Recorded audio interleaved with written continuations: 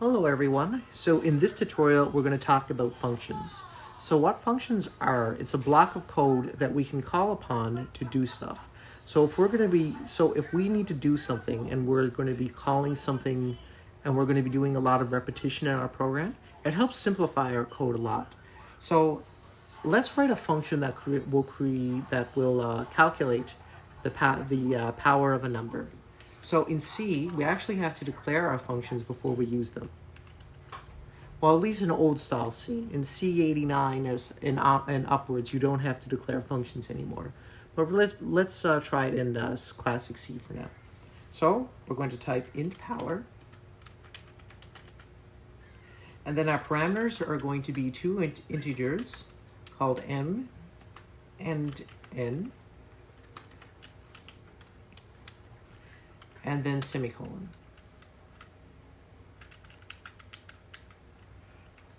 Okay, and then down here, we're actually going to define power.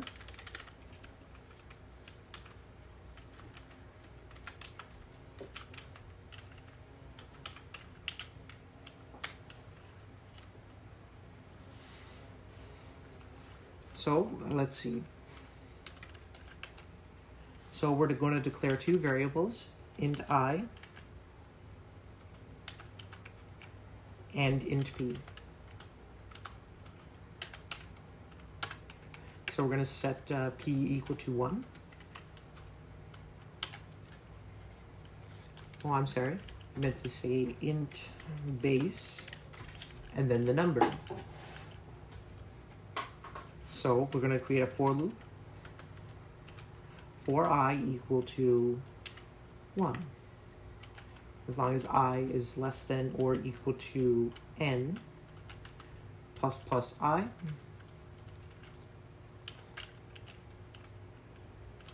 P is going to be equal to P times base. And then once we're done that, we're just going to say return P.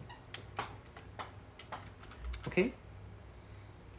So in our function here, we have two variables, our index and our power. Well, I meant to say our product. So as we know, to find the power of two numbers, say for example 2 to the power of 3, we just say 2 times 2 times 2. So it's 2 multiplied by 2 3 times, right? And that's what this is doing. So to use our power function, we're going to go back into main, and we're going to say int I.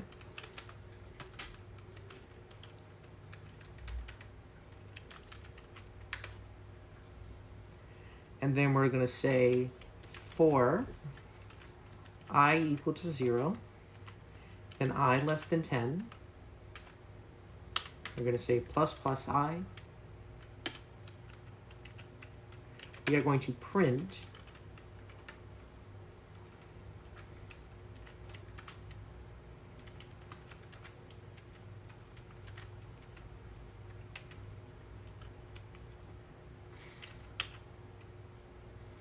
and then we're going to print out our index, and then we're going to power, so we're going to see what 2 to the power of I is, and then we're going to see what the power of negative 3 to the power of I.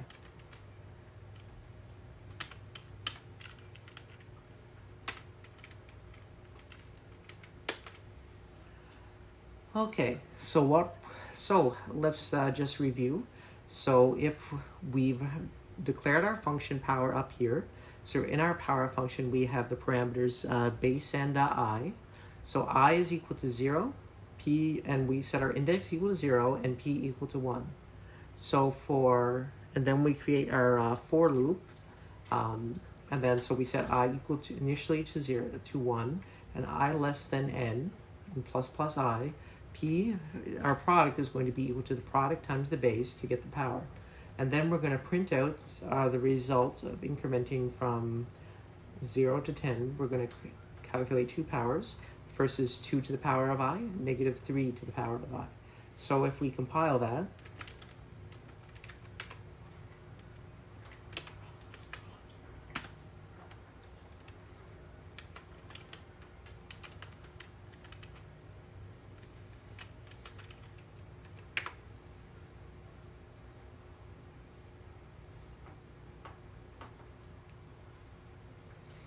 Oh, sorry, I'm in the wrong directory.